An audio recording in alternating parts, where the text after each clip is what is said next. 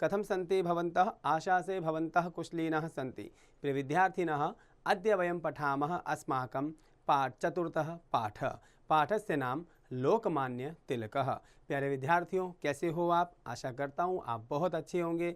आइए आज हम पढ़ेंगे हमारा पाठ 4, जिसका नाम है लोकमान्य तिलकः, अर्थात लोकमान्य तिलक। प्यारे विद्यार्थियों, इस पाठ में हम एक क्रांतिकारी के विषय में पढ़ेंगे।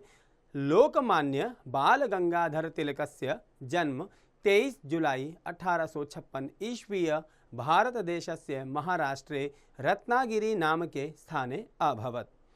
अस्य जन्म एकस्मिन् मध्यवर्गीय ब्राह्मण परिवारे अभवत्। अस्य पितुः नाम श्री गंगाधर रामचंद्र तिलकः आसीत्। तिलकस्य जीवनम् अत्यंत सात्विकम् आसीत्। तस्य पारिवारिकं जीवनं भारतीय दर्शनानुकूलम् आसीत्। तिलकः प्रसिद्ध स्वतंत्रता योद्धा आसीत्। सः संस्कृतस्य प्रकाण्ड विद्वान् अपि आसीत्। सः निर्भीकः पत्रकारः, ओजस्वी वक्ता च आसीत्। सः निजे केसरी नामके वृत्तपत्रे क्रान्तिकारिणां कार्याणाम् अभिनन्दनम्, आङ्ग्लशासकानां च कट्वीम् आलोचनाम् अकरोत्। तस्मात् आङ्ग्लशासकाः तं माण्डले कारागृहे न्यबद्धन्। तत्र सः अध्ययने लेखने च निज समयस्य सदुपयोगः कृतवान्। तत्र कारागृहे निबद्धो अपि सः गीतारहस्य नामकं ग्रन्थं व्यरचत्। अयं ग्रन्थः भारतीय स्वतन्त्रतायाः आन्दोलने प्रेरणास्रोतो अभवत्। सः महान् कर्मयोगी आसीत्। सः अकथयत्, उद्यमहीनस्य परमात्मा अपि सहायता न करोति, अपितु कार्यशीलस्य सहायतां प्रभु करोति। तिलकः उद्घोषयत् यत् स्वाधीनता अस्माकं जन्मसिद्ध अधिकारः अस्ति। इदं वाक्यं स्वाधीनतायाः आन्दोलनस्य प्रमुख उद्घोषं वाक्यम् अभवत्। 1 अगस्त 1920 ईस्वीये मुम्बै नगरे तिलक महाभागः दिवंगतः। वस्तुतः तिलकः भारतस्य मुकुटविहीन सम्राटः आसीत्। प्यारे विद्यार्थियों, हमने यहाँ पर तिलक जी के विषय में संस्कृत में पढ़ा। आइए उसका हिंदी अनुवाद पढ़ते हैं।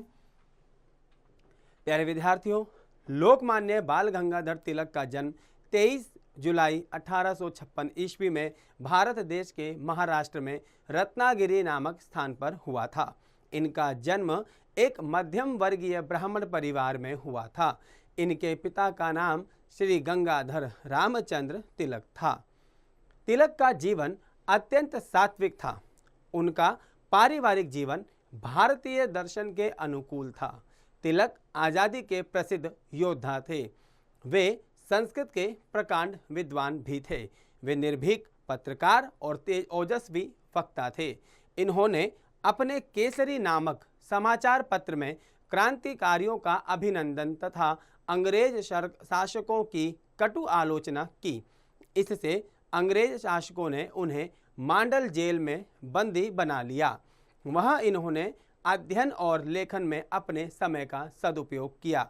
वहां जेल में बंदी होते हुए भी इन्होंने गीता रहस्य नामक ग्रंथ की रचना की। यह ग्रंथ भारतीय स्वतंत्रता के आंदोलन में प्रेरणा स्रोत बना। प्यारे विद्यार्थियों, वे लिखते हैं, वे महान कर्मयोगी थे। उन्होंने कहा, परिश्रम न करने वाले की परमात्मा भी सहायता नहीं करता, अपितु कार्य में लगे रहने वाले की सहायता ईश्वर करता है। तिलक ने घोषणा की कि स्वाधीनता हमारा जन्मसिद्ध अधिकार है। यह वाक्य स्वाधीनता आंदोलन का प्रमुख नारा बना। अगस्त 1920 ईस्वी में मुंबई नगर में तिलक जी स्वर्गवासी हो गए। वास्तव में तिलक भारत के मुकुटविहीन सम्राट थे।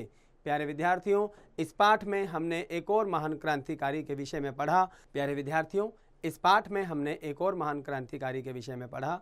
मैं आशा करता हूं कि आप एक बार इस पाठ को पुनः पढ़ेंगे, इस पाठ से संबंधित अभ्यास कार्य को स्वयं हल करेंगे।